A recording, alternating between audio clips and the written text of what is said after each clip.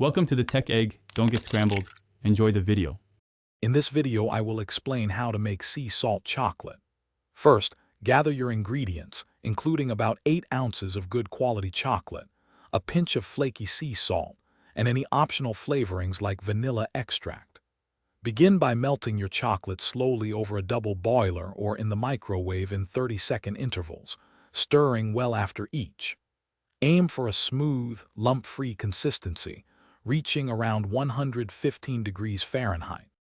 Now, let's temper the chocolate for that perfect shine and satisfying snap. Remove the melted chocolate from the heat and stir in about 2 ounces of finely chopped, unmelted chocolate. Continue stirring until the temperature drops to approximately 88 degrees Fahrenheit. This process helps stabilize the cocoa butter crystals, preventing bloom and ensuring a professional-looking result. Keep stirring until everything is smooth and uniform. With your chocolate perfectly tempered, it's time to add the sea salt and any other desired flavors.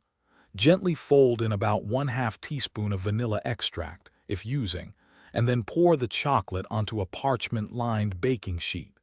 Use an offset spatula to spread it thinly and evenly, aiming for a thickness of about 1/8 of an inch.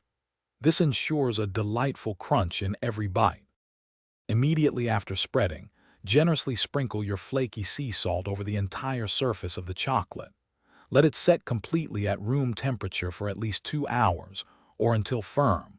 Once hardened, break it into irregular pieces for a rustic look. Store your delicious sea salt chocolate in an airtight container at room temperature for up to 2 weeks. For more great tips and deals, including a link for Little Tree's black ice, check the description below.